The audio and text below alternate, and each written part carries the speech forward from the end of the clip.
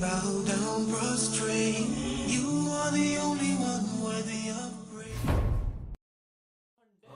School of thought, and Allah subhanahu wa ta'ala has afflicted them with many and several sects within themselves. We have 4 schools of thought. They have at least 7 sects within them. Al-Ijaz. And this book is written by a Saudi scholar, Shaikh Sa'ad bin Abdullah al-Bariq. That these people have condemned the 4 schools of thought, the Ahl Sunnah wal Jama'ah. Allah subhanahu wa ta'ala has afflicted them with many more sects within themselves. These brothers, they are called towards unified interpretation. One interpretation of the Quran and Sunnah. They can't even agree on Aqidah.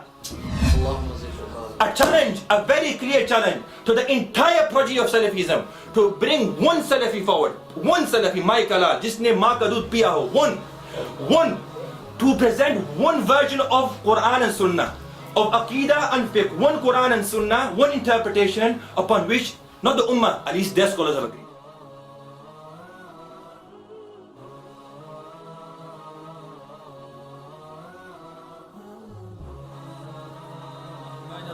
My dear respected brothers and elders, honorable listeners, you might have heard the Salafi brothers claiming and saying that Akhi, why don't you follow only Quran and Hadith?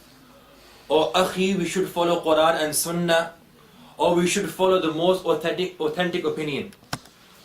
This seems very appealing to a normal person, to a layman, that we should only follow Quran and Hadith, or we should only follow Quran and Sunnah, or we should only follow the most authentic opinion. These sort of statements, it seems the Salafi brothers are giving da'wah and invitation towards a unified interpretation of the Quran and Sunnah, that there is no differences, there is no sects, there is no dispute between scholars, is only one Quran and Hadith, one Quran and Sunnah. Allah Rasul, Allah ek, Nabi Sallallahu Alaihi Wasallam ek, our Kaaba is ek, everything is one. There should be no differences. Only one interpretation of the Quran and Sunnah. Only Quran and Hadith. Or only the most authentic opinion. I'm sure most of you brothers must have heard this before. Yes. And when they say these sort of statements and this sort of rhetoric, a layman is influenced and he's guilty that I should abandon following a school of thought, Hanafi, Shafi'i, Maliki, Hanbali, and we should only follow Quran and Sunnah and Quran and Hadith.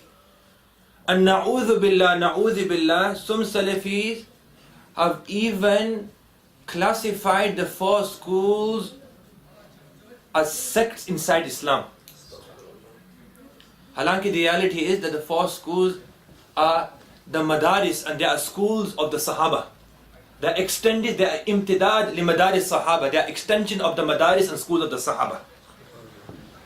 Now these brothers, I'd like to make one point clear, that not all Salafis condemn following a school of thought, but you get many like this who condemn. Rather you will find Salafis also, okay?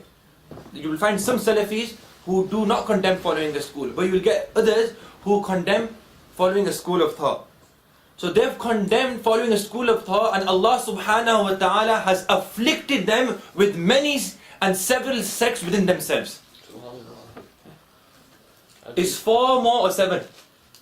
7. We have 4 schools of thought. They have at least 7 sects within them. They have at least 7 sects within them. 7 different sects within them. There are 7 general sects, and within those 7 sects there are other sects, which makes the number more than 7. And there are many evidences to this. You will find this on the net. The Salafi Dawah in disarray. This is an article written by Shaykh Albani. The Salafi Dawah in disarray. This article can be found on the net on the albanisite.com, and this is an article of Albani, who is a well-known Salafi scholar, and he was asked regarding the Salafi Dawah in general, and specifically in Kuwait, Egypt and Saudi. So Shaykh Albani replied, I say that unfortunately the Salafi Dawah is now in disarray, is in confusion. Disarray is in confusion, is in disorder. He then further states, thus for many of these people to prop up their heads and be hasty in claiming knowledge and writing when they haven't even traversed half the way on the path of the knowledge is what now unfortunately makes those who attribute themselves to the Salafi Dawah split into groups and factions. Split into groups and factions. So Shaykh Albani himself has acknowledged that the Salafi Dawah has groups and factions within it. Another Ahli Hadith scholar, Zubair Ali Zai, he's a very famous Ahli Hadith scholar of Pakistan. He mentions that in the Attock region of Pakistan, there are 8 different groups of Salafis with many differences. Just region of Pakistan, Attock actually is quite large. Inside this region there are 8 groups of Salafis with many differences. This can be found on the internet. The reality of Zubair Ali Zai by Yasir Salafi. Yasir Salafi who refuted Zubair Ali Zai. Yasir Salafi who is a Salafi, he refuted Zubair Ali Zai who is Ahli Hadith. And under the chapter of Ikhwani ideology you will find this statement of Zubair Ali Zai. So the reality is that these people have condemned the 4 schools of thought, the Ahl Sunnah wal Jama'ah. Allah subhanahu wa ta'ala has afflicted them with many more sects within themselves. Now this is the main part of the talk. I have this in front of me. Al-Ijaz في بعض ما اختلف فيه الباني وابن عثيمين وابن باز. And this book is written by a Saudi scholar, Shaykh Sa'ad bin Abdullah al-Bariq. And this book is in 2 volumes. 2 volumes. Al-Ijaz means something that is concise. Yani, in other words, this is a concise version of a book, 2 volumes.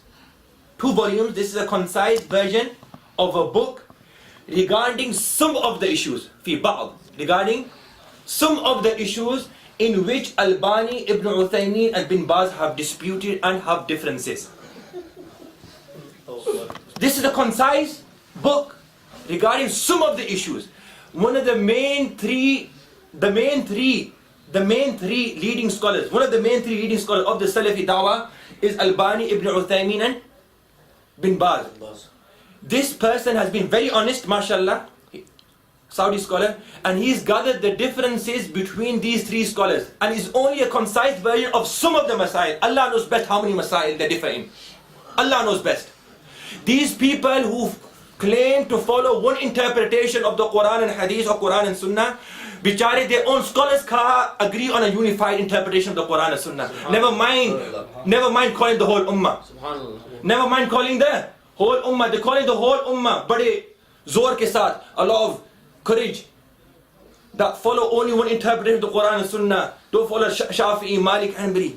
They themselves, the scholars of their house, can't agree on one interpretation of the Quran and Sunnah. And this scholar is saying, I've compiled a book with 2 volumes, only some of the masail, some of the issues in which Albani, Ibn Uthaymeen and Bin Baz have differed. And the ajib thing about this is that this scholar has been very honest. On volume 1, page 53, Masail Tata'allaq bil Aqidah. He's written a full section where these 3 Salafi scholars have not only differed in fiqh and jurisprudence, balki they have differed inside Aqidah. Those masail which are related with Aqidah. So these brothers, they're called towards unified interpretation. One interpretation of the Quran and Sunnah. They can't even agree on Aqidah. Halanki in Aqidah there is no ikhtilaf, there is no differences. I mentioned this before in my series, that the four schools, Hanafi, Shafi'i, Maliki and Hanbali, they don't have no disputes inside Aqidah. And the Ash'ariyah and the Maturidiyah, who are the great 2 schools inside Aqidah of the Ahl Sunnah wal Jama'ah, who are protected and preserved the Aqidah and the creed of the Sahaba and the Ahl Sunnah wal Jama'ah and the Salaf Salihin. These 2 schools, even their differences are very few. These 2 schools, their differences are very few. And these differences are lafzi. They are semantic differences, i.e. those differences which are related with words. Those differences which are related with words. Those differences which are related regarding the approach to the matter, regarding to the approach. So their differences, the Ash'ari Maturidiyya, most of their differences are semantic differences. Differences are in semantics, i.e. in words. But these Salafis scholars, they have difference inside Aqidah. They have difference inside Aqidah. So first we need to give these people nasihat, the akhi, instead of calling the whole ummah towards one version, one interpretation of Quran and Sunnah, give da'wah and give nasihat to your own scholars that at least agree on Aqidah. At least agree on Aqidah. Okay, in fiqh we respect Hanafi. Even with the Hanafi school we have differences. Imam Mohammad, Imam Abu Yusuf and Imam Abu Hanifa, they're different with the Ustad. We understand in fiqh. But inside Aqidah, they have differences. So the first thing you need to sort the Aqidah department. Then slowly work on the fiqh. Now, this is a challenge. A clear challenge to the entire progeny of Salafism who are living on the surface of this earth. The one Michael al-Salafi come forward and present one unified interpretation of the Quran and Sunnah upon which their scholars have agreed. A challenge, a very clear challenge to the entire progeny of Salafism to bring one Salafi forward, one Salafi, Michael al, jisne maa ka doodh piya ho, one to present one version of Quran and Sunnah, of Aqidah and Fiqh, one Quran and Sunnah, one interpretation upon which not the Ummah, at least their scholars have agreed. Very easy challenge. Not the whole Ummah, just their few scholars, the minority. Salafism is a minority. Their minority group and the scholars of the minority group, at least they have agreed. Qiyamah will come, inshallah. They will not present and they will not fulfill this challenge. Inshallah. Inshallah. I hope this makes things clear that this whole ideology of akhi, only follow Quran and Sunnah, akhi, only follow Quran and Hadith is only mere words and there's no reality behind this. May Allah Ta'ala save us from such fitna. May Allah Ta'ala keep us steadfast upon following one of the great schools. May Allah Subhanahu Wa Ta'ala keep us attached to our akabir and our elders. Wa akhiru da'wana alhamdulillahi rabbil alameen. We have to remember, we have to follow the pious predecessors, not only Salaf. You know, the word Salaf means those that have come before us. Yes. Abu Jahl is in the Salaf too.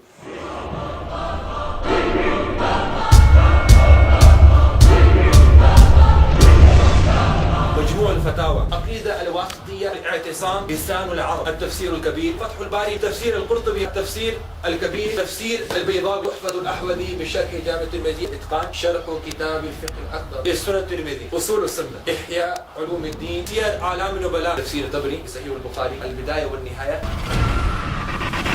Now these brothers say we stop where Allah stopped. They don't stop where Allah stopped.